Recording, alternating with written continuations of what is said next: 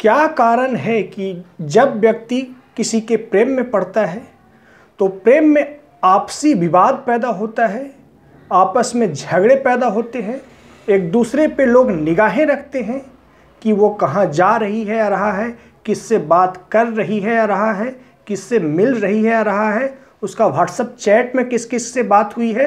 ये सारी चीज़ें पे निगाहें क्यों रखते हैं और इस निगाह रखने के फलस्वरूप आपसी विवाद पैदा होता है, आपसी तनाव पैदा होता है, जिससे रिश्ते में दरार आती है और प्रेम आपका दुख का कारण बनता है। अर्थात कहा जाए कि आपके जीवन में अगर प्रेम दुख का कारण बन रहा है तो इसके पीछे की साइकोलॉजी क्या है और प्रेम में लोग एक दूसरे पे आधिपत्य जमाने का प्रयास क्यों करते हैं, एक दूसरे के प्रति जेलस फील क्यों करते हैं।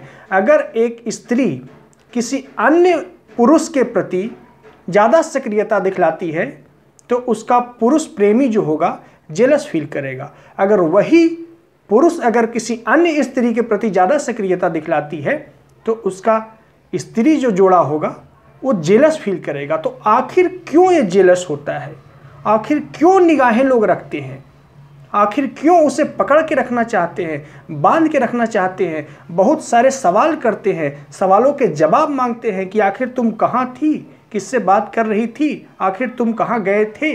अगर उपरोक्त में से कोई भी सवाल आपके जहन में हैं तो मैं इस वीडियो में इन सभी सवालों का ऑथेंटिक साइकोलॉजिकल एनालिसिस दूंगा, एक प्रमाणिक मनोवैज्ञानिक विश्लेषण दूंगा। इसमें एक बड़े ही दार्शनिक और आदर्शवादी बात कहा जाता है कि वह प्रेम ही क्या जो आपको मुक्त न करे, जो प्रेम आपको बांधता है, जिस प्रेम के रिश्ते में आप एक दूसरे पे शक करते हैं, आप एक दूसरे पे संदेह करते हैं, वो प्रेम नहीं है, वो प्रेम एक वासना है, वो प्रेम एक हवस है और वैसा प्रेम आपको दुख देगा। लेकिन मनोविज्ञान इस बात को बिल्कुल निरर्थक साबित करता है, क्योंकि ह्यूमन बीइंग जो है ना मल्टी डायमेंशनल है, कोई एक आयामी नहीं है ह्यूमन बीइंग। उसके पास माइंड है, उसके पास बॉडी है, उसके पास कॉन्शसनेस है, उसके पास लिविंग एलन वाइटल है जिसे प्राण ऊर्जा कहा जाता है। उसके पास कई मनुष्य कई लेयरों से मिलकर बना है, मल्टी डायमेंशनल है। तो कोई आदर्शवादी आध्यात्मिक या दार्शनिक विचारधारा थोप देना कि जिस प्रेम में संदेह हो, जो प्रेम आपको बांधता हो, वह प्रेम नहीं है, व्यर्थ है। वो प्रेम ही क्या जो आपको मुक्त न करे। तो मनोविज्ञान ऐसी बातों को कोई तवज्जो नहीं देता है।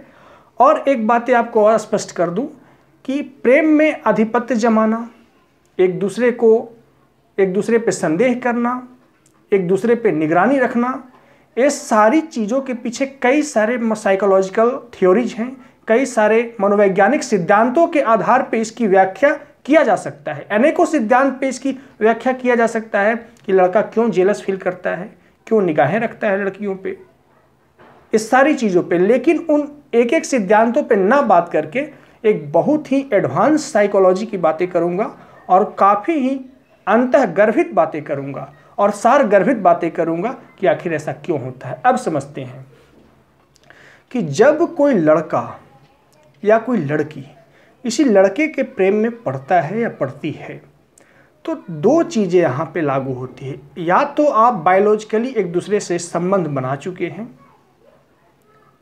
और दूसरा आप बायोलॉजिकली संबंध ना भी बनाए हैं तो साइकोलॉजिकली आप उससे जुड़ चुके हैं।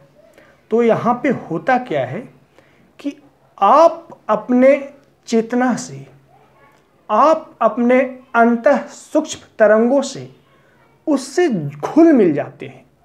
अगर आप बायोलॉजिकली रिलेशनशिप बना लिए, यूँ कहें तो फिजिकली रिलेशनशिप बना लिए तो भी ये बातें लागू होती है और फिजिकली ना भी बनाएं तो भी ये बातें लागू होती है।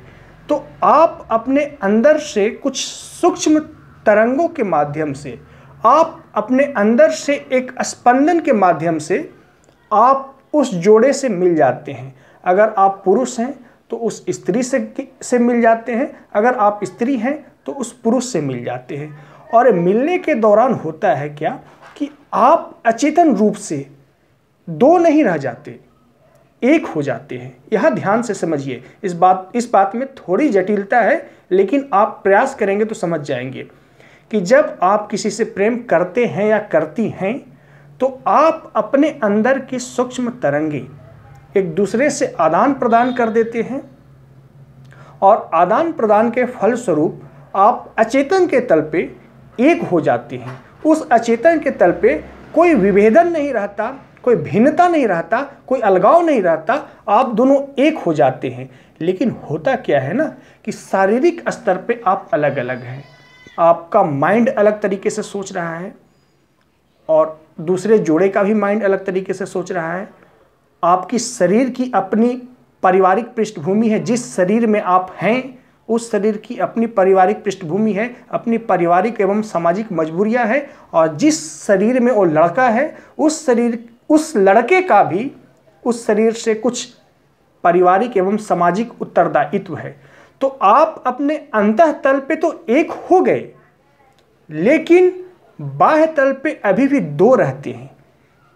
यही सबसे प्रमुख वजह है कि प्रेम में तनाव होता है, और यही एक होने की वजह से पुरुष जोड़ा या स्त्री जोड़ा एक दूसरे पे आधिपत्य जमाने का प्रयास करता है, क्योंकि वो अचेतन में एक्सेप्ट करता है कि अब तो अलग है नहीं, हम दोनों एक हैं। लेकिन बाह्य रूप से अलग सामाजिक पृष्ठभूमि, अलग पारिवारिक पृष्ठभूमि, अलग मजबूरियां, अलग समस्याएं, एक अलग अलग डायमेंशन होता है। बाहरी रूप से आपके अंदर एक भेद होता है, विभेदन होता है, और आप आंतरिक रूप से एकात्म हो चुके होते हैं। इसी कॉन्ट्राडिक्शन के कारण आपको प्रेम दुख देता है।